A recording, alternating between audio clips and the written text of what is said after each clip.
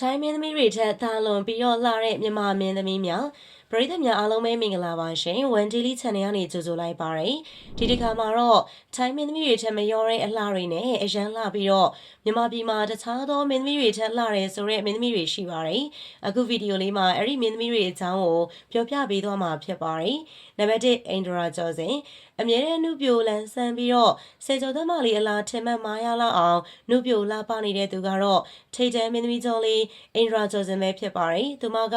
စေစုနှစ်တွေများစွာအောင်မြင်မှုတွေများစွာရရှိထားတဲ့မင်းသမီးတက်လက်လည်းဖြစ်ပါတယ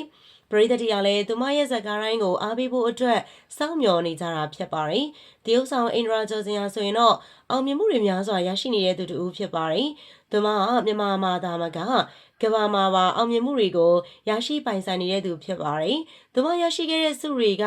2000ခုနှစ်မှာအချစ်လီပြေဇာတ်ကားနဲ့အကောင်းဆုံးအမျိုးသမီးဇာတ်ဆောင်ဆု2009ခုနှစ်မှာဆိုရင်အတေးအရေးဟောင်းဇာတ်ကားနဲ့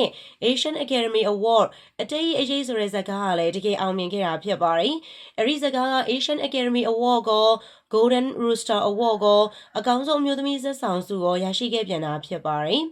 ဒါတင်မကသေးပဲနဲ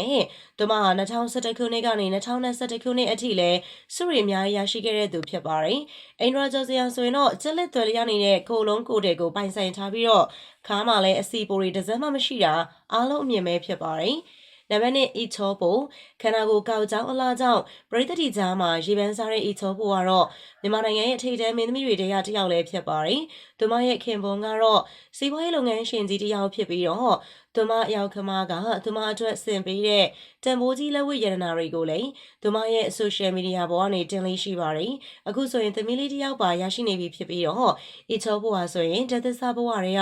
ကသူမရဲ့ခန္ဓာကိုယ်ကောက်ကြောင်းအလားကြောင့်ထင်ရှားခဲ့ပြီးတော့မိန်းကလေးအားလုံးနဲ့တရားမှာတယောက်ပဲရှိရဲ့အလားမျိုးဖြစ်ပါတယ်။မြန်မာဝတ်စုံဝတ်ချရုံနဲ့တင်လူတိုင်းရဲ့အသေးဆွဲဖြစ်နေပြီးတော့အီချောပိုရဲ့ပရိသတ်90%ကယောက်ျားလေးတွေပဲဖြစ်ကြပါတယ်။စုအိမ်ဆန်ထူထဲလာတဲ့နှကန်းတွေနဲ့ပနံသင်းလာစွာအမိုက်စားအပြင်းစားရှိုက်ကြီးဖုန်ငယ်တွေကိုပိုင်ဆိုင်ထားတဲ့အစွအိမ်ဆန်ဆိုရင်တနေရာမှာအပြစ်ပြောစရာမရှိအောင်လို့အလုံးစုံပြည့်စုံနေပြီးတော့မွေးရပါအလှစစ်စစ်လေးဖြစ်ပါတယ်။တင်စာဝင်းကျော်တင်စာဝင်းကျော်ကပြည်သူအချစ်တော်ဆိုတာထက်အမျိုးသားထုကြီးရဲ့အချစ်တော်လို့ခေါ်ရင်ပို့ပြီးတော့မှန်ပါပါ။တင်စာဝင်းကျော်ကချောမောတဲ့အလားပါတွေနဲ့ပိုရီသားတွေကိုဆွဲဆောင်ထားနိုင်သူတစ်ယောက်ဖြစ်ပါတယ်။တင်စာဝင်းကျော်ကတော့တစ်ချိန်ကအမျိုးသားရောအမျိုးသမီးပါချစ်ခင်အားပေးမှုကိုတခဲနဲ့ရရှိထားတဲ့မင်းသမီးတစ်လက်ပါ။မျက်နှာဝိုင်းဝိုင်းမျက်လုံးဝိုင်းလေးနဲ့ချစ်စရာကောင်းတဲ့မျက်နှာလေးနဲ့ပြည်ပြင်းတဲ့သရုပ်ဆောင်ချက်တွေကြောင့်နာမည်ကြီးမင်းသမီးတစ်လက်ဖြစ်ခဲ့တာလည်းဖြစ်ပါတယ်။မင်းသမီးကျော်တင်စာဝင်းကျော်ကအောင်မြင်တဲ့မင်းသမီးတစ်လက်ဖြစ်ခဲ့ပေမဲ့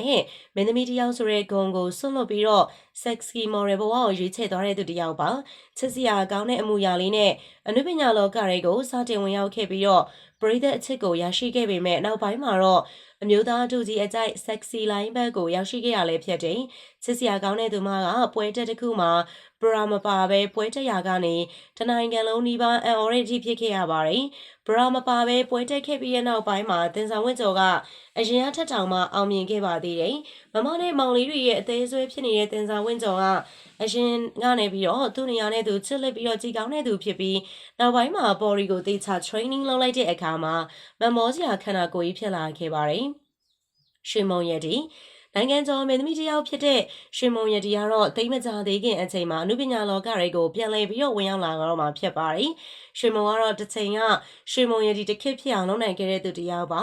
အသက်ငယ်လေးနဲ့အနုပညာလမ်းကြောင်းပေါ်မှာရောက်လာပေမဲ့တရုတ်ဆောင်ကောင်းတဲ့သူ့ရဲ့ပုံစံနဲ့လုံကြီးပေါလာပုံစံလေးကြောင့်လည်းပရိသတ်တရားနေပြီးတော့အားပေးမှုတခဲနဲ့ရရှိခဲ့ရလဲဖြစ်ပါတယ်ရွှေမုံကတော့အနုပညာအလုပ်တွေဘယ်လောက်တောင်လုပ်ခဲ့ရလဲဆိုရင်တော့ဗီဒီယိုဇာတ်ကားတိုင်းမှာမပါမဖြစ်ပါပဲ။တစ်ချိန်ကအ